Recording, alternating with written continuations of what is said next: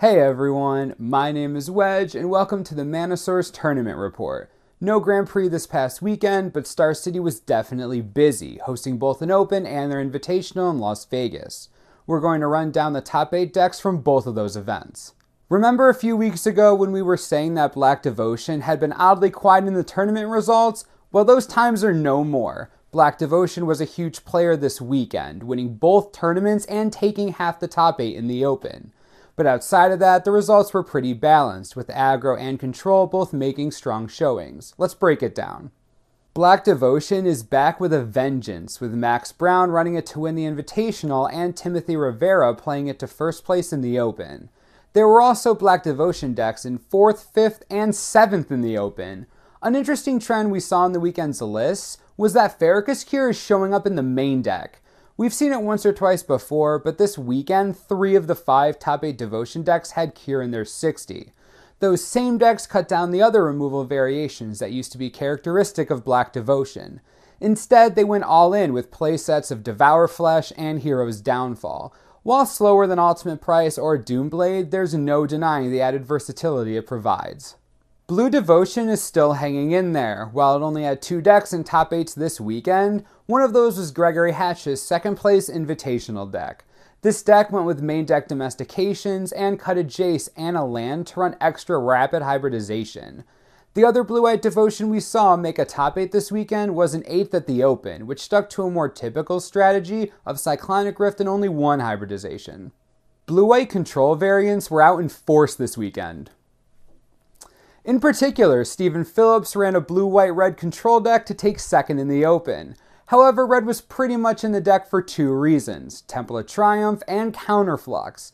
Anticipating other control decks and Blue Devotion decks with sideboard Gainsay, opting for the Uncounterable Counter was a good call. And as for the Temple, well, you've always known that control decks would love lands that come with free draw manipulation. Shock and Wear and Tear on the sideboard give the red mana some extra utility. Original Flavor Blue-White Control took 7th place in the Invitational and 6th in the Open. The deck from the Open went with the Elixir of Immortality plan, only running 1 Elspeth Sun's Champion, but using the Elixir to shuffle it back up if it gets removed. The Blue-White-Red deck did something similar. The deck in the Invitational instead put Aetherlings alongside its Elspeth. Both decks ran Temples of Deceit and Silence, despite having no use for the black mana they provide. Another trend we've seen emerging among blue-white control decks. Esper Control fared somewhat better than its blue-white counterpart, placing 3rd in the Invitational and 6th in the Open. These decks were much more finisher-heavy than the other control decks, running Elspeth and Blood Baron of Vizkopa in multiples. Other interesting additions to the Esper formula included Dimir Charm in the Invitational deck and Merciless Eviction in the Open deck.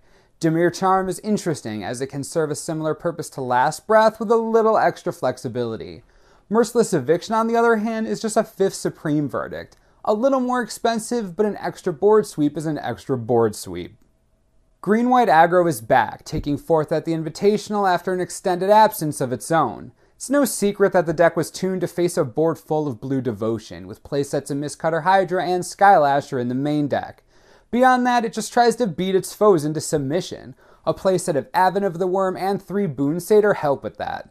There are a couple Elvish Mystic to help ramp up to bigger Hydras and monstrous Fleecemane Lions, but ramp isn't a huge factor in the deck. There's also a slight emphasis on removal with a playset of Banisher Priest and a Last Breath, plus the removal mode on Selesnya Charm for bigger threats.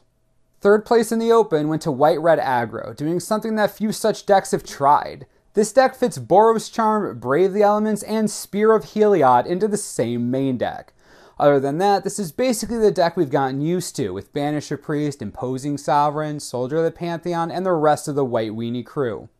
Our last top 8 deck from the weekend, Red-White Devotion, took 5th and 8th in the Invitational. The variations between the decks were slight. One opted for a playset of Rakdos Cackler to give the deck a slight edge and speed over the competition. The other used that space to add a Chandra Pyromaster, an extra land, and additional Chain to the Rocks and Mizium Mortars. Other than that, the game plan is the same as ever. Flood the board with red-heavy creatures, then drop Fanatic of Mogus or Stormbreath Dragon to win. And that wraps up the top 8s for this weekend. With Black Devotion and Blue-White Control derivatives on the rise, it'll be interesting to see where we go from here. Will the trend continue, or will we keep our state of relative balance between aggro, mid-range, and control? Only time will tell. It looks like Star City is done until 2014, but Wizards has one last Grand Prix scheduled next weekend in Shizuoka, Japan. We'll be back here next week with the top 16.